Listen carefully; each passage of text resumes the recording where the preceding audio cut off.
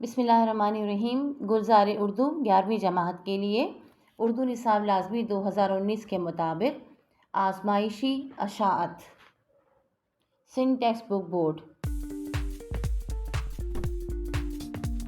آج ہم پڑھیں گے سبق نمبر 5 حصہ نثر سے، جس کے لکھنے والے ہیں پروفیسر ڈاکٹر ابواللیث صدیقی۔ پیدائش جون 1916 آگرہ، وفات ستمبر 1994 1994 کراچی۔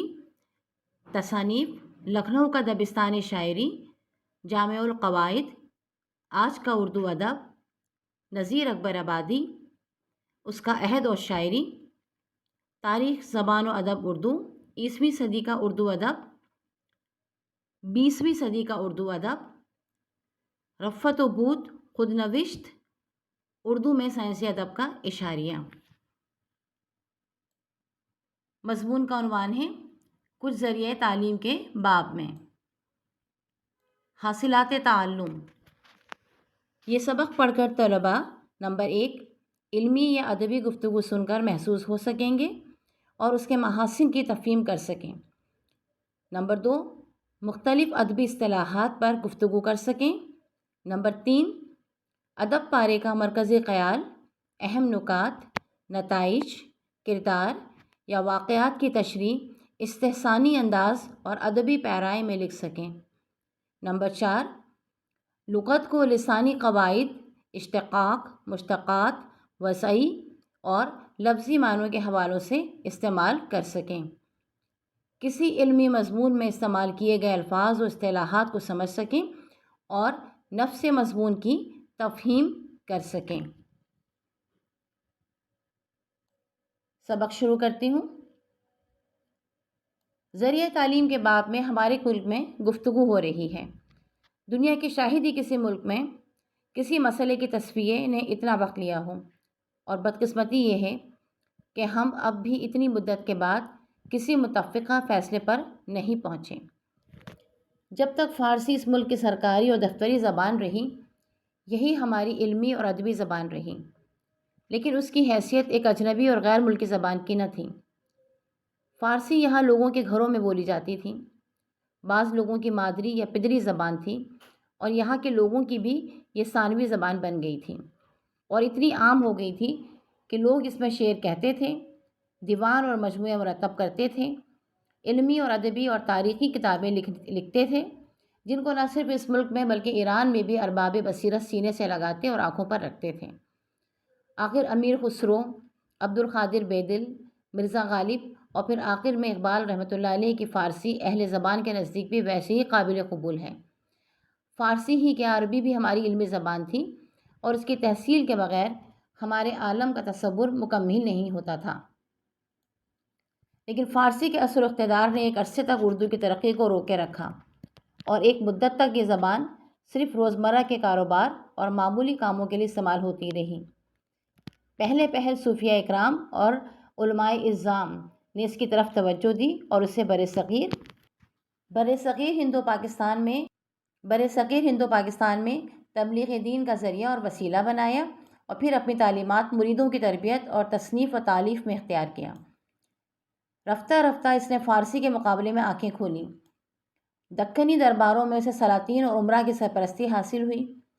شعراء اور نثر نگاروں نے اپنے افکار اور خیالات کے اظہار کا ذریعہ بنایا۔ اس میں الفاظ کا سرمایہ بڑھا، اسالیب پیدا ہوئے۔ فارسی نے اس کی آبیاری کی، موضوعات اور اسالیب کا تنوع اور پختگی سے آشنا کرایا، اور اس قابل بنا دیا کہ اپنے دور کے علمی اور ادبی تقاضوں کو پورا کر سکے۔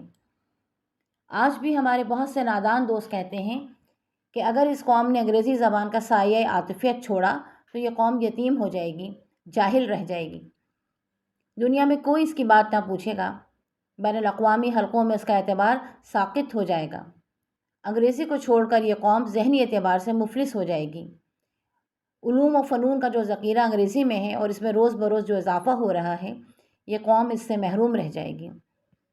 ہمارے محبان قوم کا ایک طبقہ اور ہے جسے اپنی زبان سے بھی ہمدردی ہے۔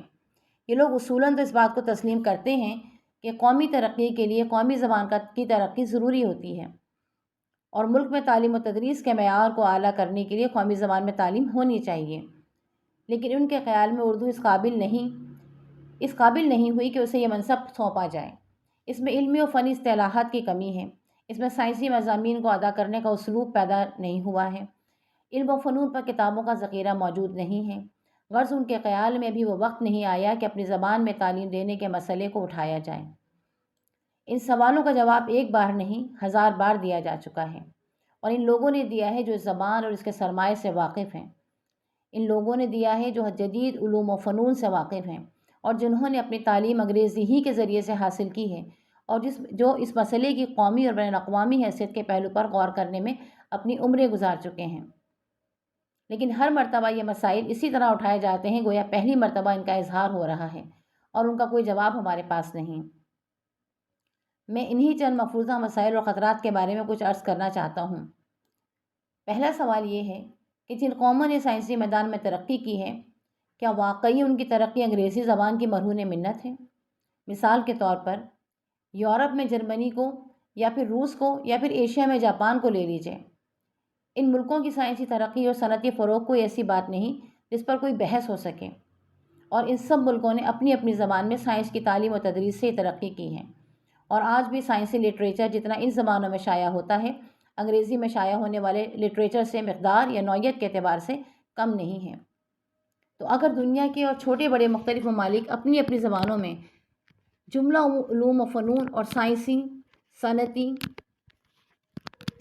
اور تکنیکی تعلیم کا انتظام کر سکتے ہیں، تو ہماری زبان میں کیا ایسی بنیادی کمزوری اور خامی ہے جس کی بنا پر یہ ہماری تعلیم اور بالخصوص سائنسی تعلیم کا ذریعہ نہیں بن سکتی؟ ہمارے ایک ممتاز سائنسدان نے ایک عجیب بات کہی۔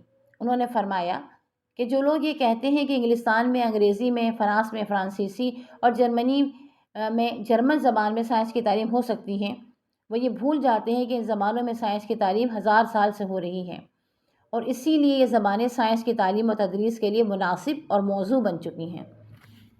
میں سائنسدان نہیں ہوں، لیکن زبان اور اس کی تاریخ کا ادنا طالب علم ضرور ہوں۔ مجھے قطعاً معلوم نہیں کہ آج سے 1000 سال پہلے انگریزی میں کوئی سائنسی لٹریچر پیدا ہوا تھا۔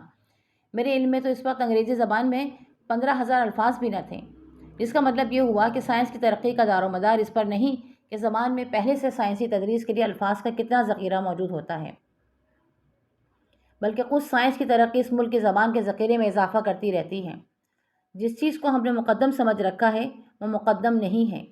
یہی حال جرمن اور فرانسیسی کا ہے۔ روسی زبان اور روس میں سائنس کی ترقی تو اس کے بعد کے بھی دور میں ہوئی۔ دنیا کی شاید ہی کوئی ایسی زبان ہو جو اس باب میں اردو کا مقابلہ کر سکے۔ اس میں نئے الفاظ کے قبول کرنے کی بڑی صلاحیت ہے، اور اپنی ساخت اور مزاج کے باعث غیر زبانوں کے الفاظ اور اصطلاحات بھی اس میں بلا تکلف گھل مل جاتے ہیں۔ اس لیے اگر اس کو جدید علوم و فنون کی تعلیم اور تدریس کے لیے اختیار کیا جائے تو یہ اس فرض کو ادا کر سکتی ہے۔ زبان کی ترقی جس منزل میں جس قسم کے خیالات کا اظہار کی ضرورت ہوتی ہے، اس قسم کے الفاظ پیدا ہوتے رہتے ہیں۔ یہ نہیں ہوتا کہ الفاظ پہلے پیدا ہو جائیں اور اسے کام بعد میں لیا جائے۔ اس سلسلے میں ایک اور مسئلہ اصطلاحات علمیہ کا اٹھایا جاتا ہے۔ بلا شبہ علمی زبان بڑی حد تک اصطلاحی زبان ہوتی ہے، لیکن یہ اصطلاحات علمی ترقی کے ساتھ ساتھ پیدا ہوتی ہیں۔ جن ملکوں نے سائنسی علوم میں نمایاں ترقی کی ہے، ان میں کسی میں یہ نہیں ہوا کہ پہلے سارے علوم کی اصطلاحات بنا لی گئی ہوں اور پھر ان علوم پر کتابیں، مضامین یا مقالات لکھے گئے ہوں، بلکہ اصطلاحات ان کتابوں، مضامین اور مقالات کے ذریعے سے ہی رائج ہوتی ہیں اور پھر معیاری قرار پاتی ہیں۔ اس لیے ضروری بات یہ ہے کہ لوگ پہلے ان علوم پر کتابیں اور مقالے لکھیں اور اپنی ضرورت کے لیے علمی اصطلاحات اختیار کریں۔ اردو کے لیے علاوہ ان ہندوستانی اور پاکستانی زبانوں اور بولیوں کے جن سے اس کا قریبی رشتہ ہے، فارسی اور عربی 2 نہایت اہم ماخذ ہیں جن کے عناصر اور اجزاء اردو کی ترکیب میں شامل ہیں اور آج بھی اصطلاح سازی میں کام آتے ہیں۔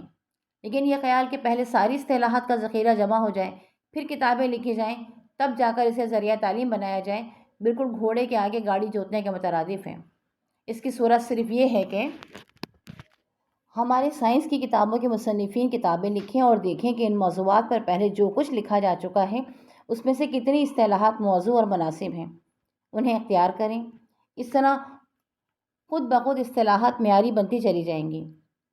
یہ مسئلہ چراغ سے چراغ روشن ہونے کا ہے، لیکن بڑی بات یہ ہے کہ پہلا چراغ کون روشن کرتا ہے۔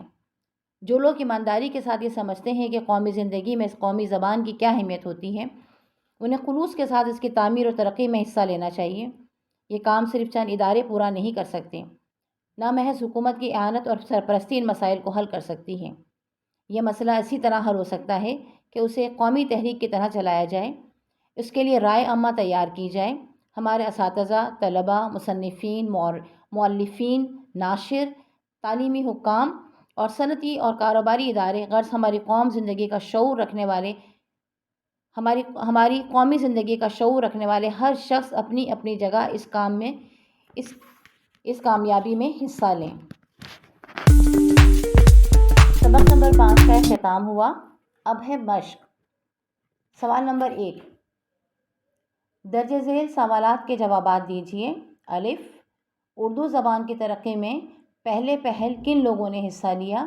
ب، اردو سے پہلے برصغیر پاک و ہند میں فارسی زبان کا کیا مقام تھا؟ ج، فارسی کے اثر و اقتدار نے اردو پر کیا اثرات ڈالے؟ د، اردو کو ذریعہ تعلیم بنانے کے سلسلے میں ہمارے محبان قوم کا ایک طبقہ کیا کہتا ہے؟ ہے، اردو زبان اپنی کون سی خوبی کی بنا پر جدید علوم و فنون کی تدریس کا فریضہ بخوبی سر انجام دے سکتی ہے؟ واو، علمی اصطلاحات کا رواج کیسے ہوتا ہے؟ ز، قومی زبان کے نفاذ کا مسئلہ کس طرح حل ہو سکتا ہے؟ ج، اردو میں سائنس کی تعلیم و تدریس سے سائنسی میدان میں ترقی ممکن ہے۔ اس بیان پر اپنی رائے دیجیے۔ سوال نمبر 2، درست جواب پر صحیح کا نشان لگائیے۔ نمبر 1، ہماری علمی زبان تھی۔ الف، فارسی و عربی۔ ب، اردو و عربی۔ ج، اردو و فارسی۔ د، اردو، عربی و فارسی۔ نمبر 2، قومی ترقی کے لیے ضروری ہوتی ہے۔ الف، عوام کی ترقی۔ ب، قومی زبان کی ترقی۔ ج، علمی و ادبی ترقی۔ د، سرمایہ داروں کی ترقی۔ نمبر 3، خیالات و افکار کے اظہار کا ذریعہ ہے۔ الف، زبان۔ ب، علم۔ ج، تعلیم و تدریس۔ نمبر د، سائنس۔ نمبر 4، اردو نے پروں سے پرواز کی۔ الف، فارسی کے۔ ب، عربی کے۔ ج، ہندی کے۔ د، انگریزی کے۔ نمبر 5، اردو اور فارسی میں ہے۔ الف، محبت۔ ب، یگانگت۔ ج، اجنبیت۔ د، یکجہتی۔ سوال نمبر 3، اس سبق کا مرکزی خیال تحریر کیجیے۔ سوال نمبر 4، درج ذیل الفاظ و تراکیب کو اپنے جملوں میں استعمال کیجیے۔ تنوع، اعانت، اصطلاح، سایہ عاطفت، ارباب بصیرت، مفروضہ۔ سوال نمبر 5، قومی زندگی میں قومی زبان کی اہمیت کے عنوان پر مضمون تحریر کیجیے۔ سرگرمیاں، طلبہ اس مضمون کے اہم نکات ترتیب وار تحریر کریں گے۔ طلبہ کوئی سائنسی مضمون تلاش کر کے پڑھیں گے اور ہم جماعتوں کے سامنے اس کا خلاصہ زبانی پیش کریں گے۔ طلبہ گروہی سرگرمی کے طور پر مختلف لغات کے استعمال سے آگاہی حاصل کریں گے۔ برائے اساتذہ، طلبہ کی مذکورہ سرگرمیوں کا جائزہ لیجیے اور حسب ضرورت رہنمائی کیجیے۔ اردو میں سائنسی مضمون تلاش کرنے میں طلبہ کی مدد کیجیے۔ اب کتاب کے آخر میں سبق کے مشکل الفاظ کے جو معنی دیے گئے ہیں فرہنگ میں، اسے پڑھتی ہوں۔ تصفیہ، تے، سواد، فے، یہ اور جھٹکے والی ہے۔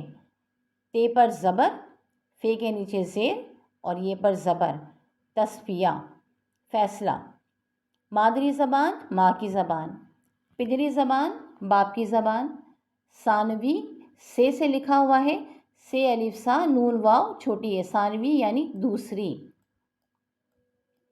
ارباب بصیرت، باشعور لوگ۔ تحصیل، حاصل کرنا۔ عظام، عین زواد الف زو میم ساکن، عظام، عظیم کی جمع۔ صوفیہ اکرام، نیک پرہیزگار اور بڑے لوگ۔ علماء اعظام، علم رکھنے والے عظیم لوگ. اسالیب، الف سین الف سا لام یہ بے لیب، اسالیب. اسلوب کی جمع تحریر کے انداز. آبیاری پانی دینا. تنوع قسم قسم کا ہونا. تنوع تے نون واو عین. تے پر زبر، نون پر تشدید، واو پر پیش. تنوع. سایہ عاطفت مہربانی کا سایہ. ساقط گرا ہوا مسترد. اصطلاحات اصطلاح کی جمع مرادی معنی. مفروضہ فرض کیے ہوئے کیا ہوا. مرہون منت احسان مند. مقدم اہم تر. یہاں پر ہمارے سبق کا اختتام ہوا. انشاءاللہ تعالی آئندہ ہم ایک دوسرے نئے سبق کے ساتھ حاضر ہوں گے جو کہ حصہ نثر کا آخری سبق ہے. پھر اس کے بعد ہم اس کا دوسرا حصہ جو ہے وہ شروع کریں گے. امید ہے کہ یہ تمام ویڈیوز آپ کے لیے بہت کارآمد ثابت ہو رہی ہوں گی. اسے اپنے دوستوں کے ساتھ شیئر کیجیے، اور جب آپ کو یہ اچھی لگے اور آپ کو یہ معاونت دے رہی ہے تو پھر ضرور آپ لائک اور شیئر بھی کیجیے، اور اپنے